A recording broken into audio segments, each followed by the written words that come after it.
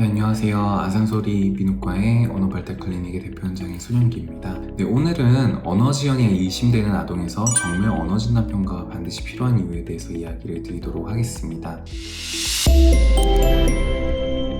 먼저 언어병력회에 자주 참여하게 되면 다양한 케이스들을 접하게 되는데 주로 평균 IQ를 지녔지만 언어 지연을 가진 아동의 치료에 대한 관점에서의 토론이 오가는 경우가 많습니다. 연관된 증상은 듣기, 이해, 언어의 처리, 어휘의 습득, 문장의 형성 및 대화 발달 영역의 지연 등이 있겠습니다. 대부분의 양육자분들에게 아동들의 사회적 적응에 있어서 불편이 있으신지에 대해서 여쭤보게 되면 사회적인 적응과 기술이 괜찮다라는 답변을 많이 하시게 됩니다. 그렇다면 아이들의 사회적 기술에 대해 어떤 방법으로 평가하셨을지 여쭤보게 되면 대부분은 선생님들이 특별한 이상성이 없다고 하셨고 아이들은 눈 맞춤도 잘 되고 주제에 맞게 대화에 참여한다라는 답변을 하신 경우가 많습니다. 그러나 실제로 깊게 따지고 보면 단순히 나타나는 것 이외의 문제가 있을 수도 있다는 것을 알게 됩니다. 먼저 이것을 이해하기 위해서는 언어의 구성에 대해서 이해를 하셔야 되는데 언어 발달에 있어서 세 가지 구성 요소는 다음과 같습니다. 언어의 내용, 언어의 형식, 언어의 사용이 그것인데요. 언어의 내용이란 일관성 있고 응식력 있는 메시지를 타인에게 전달하는 것을 의미합니다. 그리고 언어의 형식이란 문법, 국문적으로 올바른 언어 표현을 의미하고 언어의 활용이란 사람들과 적절하고 실용적인 상호작용의 언어를 사용하는 것을 말하게 됩니다. 이러한 세 가지의 영역은 서로 매우 관련이 깊고 언어 지연으로 인한 문제는 세 가지 중 한 부분뿐이 아니라 광범위한 문제를 일으킬 수가 있습니다. 언어 발달에 있어서 이러한 손상 부위는 되게 다양하게 나타나게 되는데 여러 연구들을 통해 발달 지연을 갖고 있는 아동들의 구문,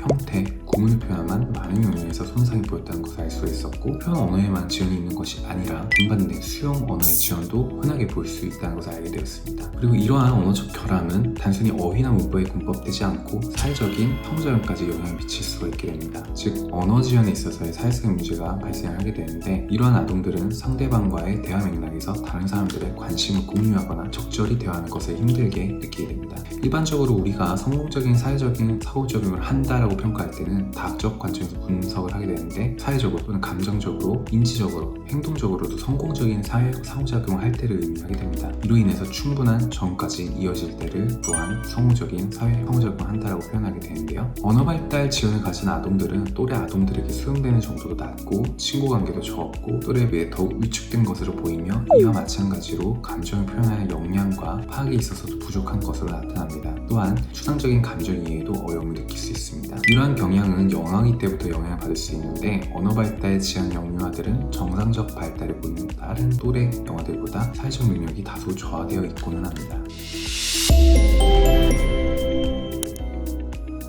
결론적으로 언어 발달 지연이나 전반적 발달 장애를 가진 아동들은 사회적 의사소통에 어려움을 수반할 수가 있습니다. 언어 지연을 방치하게 될 경우 사회성 발달이나 학습 성적에도 심각하게 부정적인 영향을 미치게 됩니다. 따라서 언어 지연 아동에 대해 정밀한 평가 없이 단순하게 그저 괜찮다라고 믿는 것은 위험할 수 있는 접근 방식입니다. 정말로 정상 범주에 있는 것이 맞는지 치료적인 개입이 필요한 수준인지 공식적인 상호작용 평가를 위한 객관적인 검사 결과를 통해 아이들의 사회적 기술을 살펴보는 것이 매우 중요하겠습니다. 이상으로 아산소리 언어발달 클리닉의 소영기였습니다. 경청해주셔서 감사합니다.